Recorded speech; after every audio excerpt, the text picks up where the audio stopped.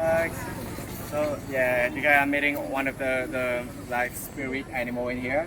The buffalo in here is in the past is what I think is a very I think is friendly animal with Vietnamese people also. It's super nice also. Or maybe she's.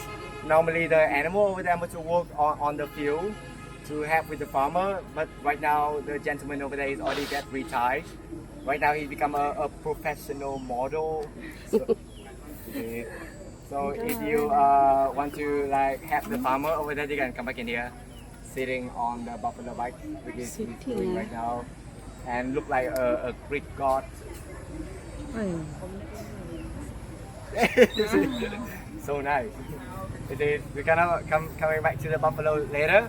Before you guys going in, I want you guys to look around this area a little bit. So, ladies and gentlemen, I believe that we already inside the area of the Hoang Citadel. Establish our countries, we choose this area as a citadel because the tall mountain over there will protect Vietnam outside of the enemies. When Vietnam are strong enough, we move the capital from Ninh to Hanoi because Hanoi will be easier to go to another country, and from Hanoi it will be easier for economy also. First question for you guys: do you guys know the meaning of the name Hanoi? Okay, so I think it's quite interesting also. Ha in English means river, and no in English means in the middle. So when you talk about Hanoi, you talk about a city that in the middle of the river. From Hanoi to the river part, it will be very easy to go to Cambodia, to Laos, and to China also. That is the reason why they're choosing Hanoi as the capital right now.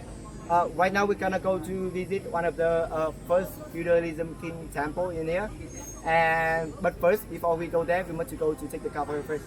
So let's go to the cover.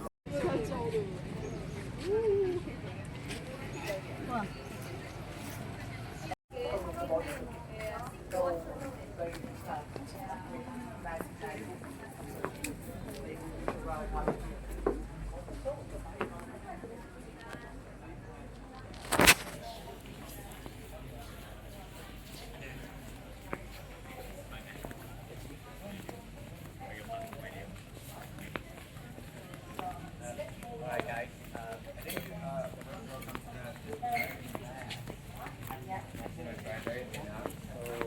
this thing is a treasure in Vietnam because this thing is already exists. I think it's in the 10th century, no, 15th century. So the whole area and structure over there is already exists in the 15th century. The citadel over there is exists in the 10th century. More particular is exists I think is in the 939.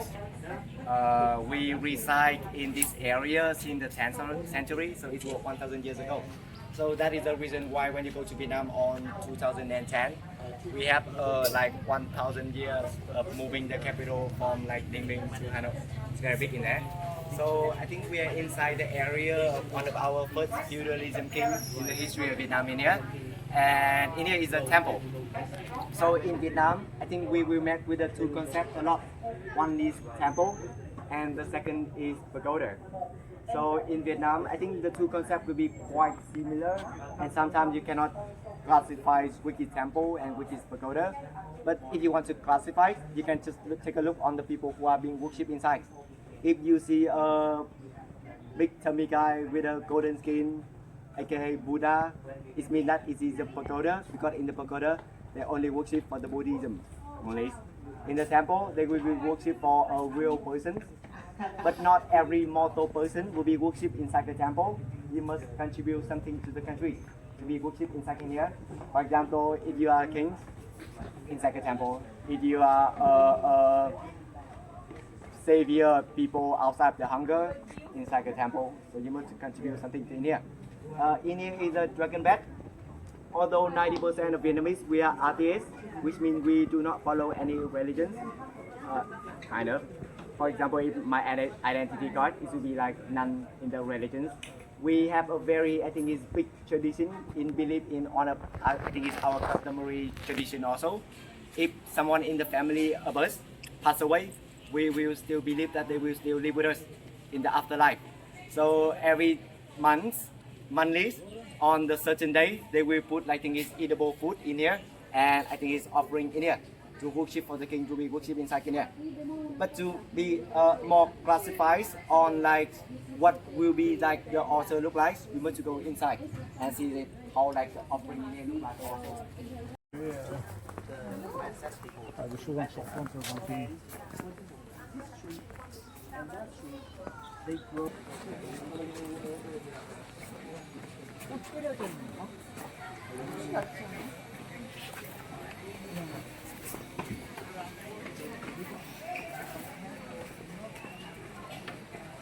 Worship for the altar. The first rule, everything put on the altar in here must always in golden and red color. Because in Vietnam, golden represent for like prosperity, money, and red in Vietnam represent for like fortunes, lucky. Vietnamese was so superstitious that do you know about like the case of Pepsi? Do you know that when Pepsi go to Vietnam, they actually must to change the color from blue to golden when they go in here? It's actually right, because when people in Vietnam, they buy some offerings to worship for our ancestors. My mom, she always buy Coca-Cola because she said it should be look nice on the altar. And when Pepsi 3 years ago, they want to like upsell the product in Vietnam, they decided that to change their, I think it's color from blue to golden. And actually from that moment, we have a lot of Pepsis on the altar because my mom say it look nice on the altar. So that is also the reason why in Vietnam, you guys will see majority of the product, we have the red and the golden color. I think the Red Bull in Vietnam is also golden also. It's blue in some of the country, right? In Vietnam it's golden. Everything that we worship in Vietnam, everything that we put on the altar in here is must always in an odd number. Because odd number in Vietnam represent for the yang, the good things. The even number in Vietnam represent for the yin, the bad things. So that's why every time we put a decoration in here, we will try to put it in an odd number as we can.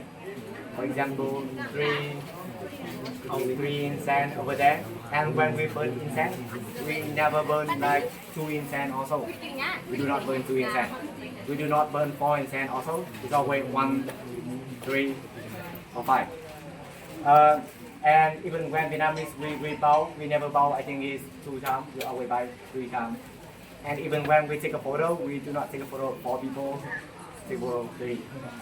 My mom was so superstitious that when she buy bananas, she will count the bananas also, and if the banana have an odd number of like bananas in one pack, it will cost you sometimes a little bit more in the market.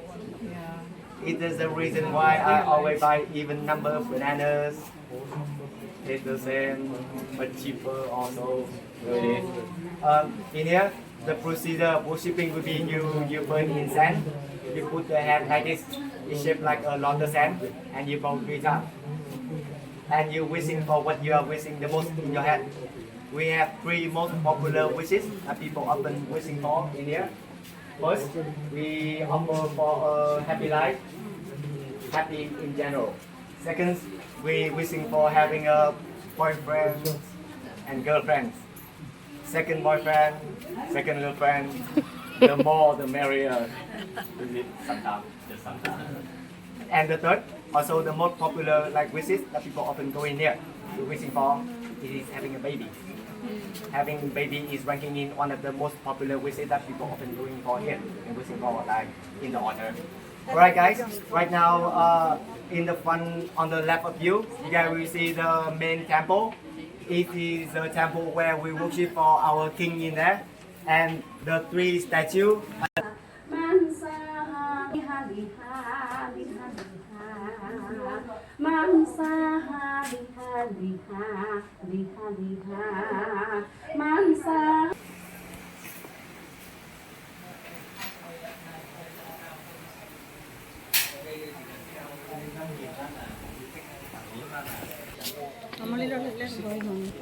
That's one last long.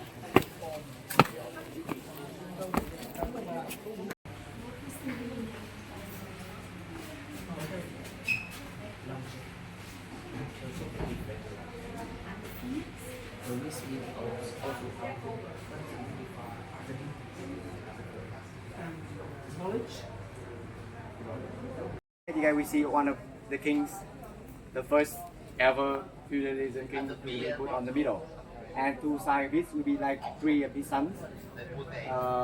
They are quite powerful kings, but they do not. I think it's live a very. I think it's long life also. The whole dynasty of the Dinh kings they only exist. I think it's for like less than 20 years. So they exist really shortly also. After the Dinh King War with away, right, they continue to the second dynasty, which is the Lê King over there, and the Lê King is also the second temple that being over there. Second dynasty. After the second dynasty, we come to the final dynasty in this citadel, the Lý dynasty, L-wise.